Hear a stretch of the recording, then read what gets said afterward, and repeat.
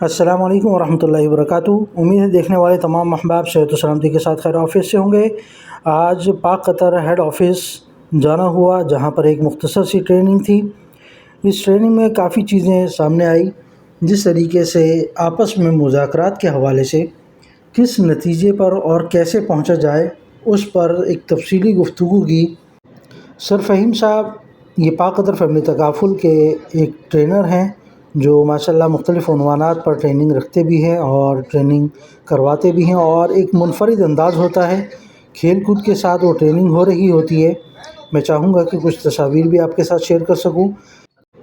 Training के दौरान मुख्तलिफ़ सवालात और मुख्तलिफ़ तरीक़ों से हमें ये समझाया गया कि किस तरीके से आप एक दूसरे बंदे के साथ या दूसरी टीम के साथ मुज़ाकरात में अगर कामयाबी चाहते हैं तो आपको किस कानून पर अमल करना होगा और किस तरीके से आप आपस के मुज़ाकरात को फ़ायदेमंद बना सकते हैं।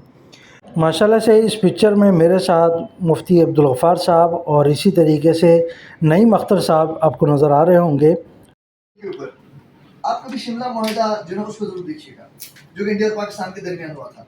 ठीक है, उसके अंदर देखिएगा कि पाकिस्तान के प्राइम मिनिस्टर ने किस तरह से चीजों पे एग्री, हालांकि पाकिस्तान जो था हारा हुआ था।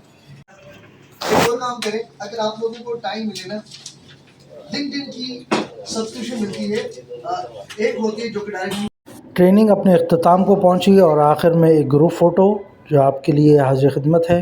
अस्सलामु अलैकुम वरहमतुल्लाह।